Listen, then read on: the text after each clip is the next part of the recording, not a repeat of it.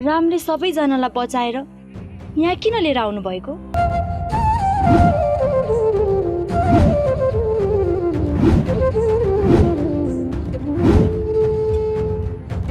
मैले एक साथ 5 वटा मुद्दा दर्ता गर्दैछु। निवेदन तयार भइसक्यो।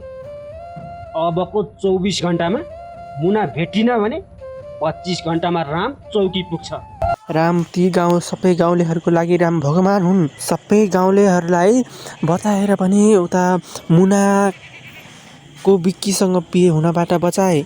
अहिले भने मुनालाई पनि बिक्कीले बिहे गर्नको लागि मुना हराएपछि सबै 5 लाख रुपियाँ जसले मुनालाई भेटाएर ल्याउँछ त्यसलाई 5 लाख रुपियाँ पैसा दिइन्छ भनेर खोजी कार्य तीव्र बनाएका छन्। साथीहरू, तपाईँहरूलाई के लाग्छ त मुनालाई भेटाउला नि त? गाउँलेहरू सबैले पनि अब त्यहाँबाट बसाइ सर्नुपर्छ भनेर भनिरहेका छन्।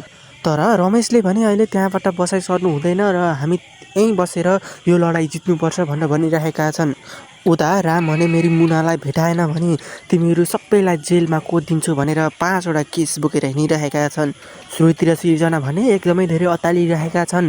रामले मुनालाई भेटेनन् भने अब रामले हामी सबैलाई जेलमा एकैसाथ कोदिन्छु भनेर भनिसकेपछि शक्ति पनि एकदमै धेरै अत्तालिसकेका छन्। के लाग्छ साथीहरू तपाईँहरूलाई?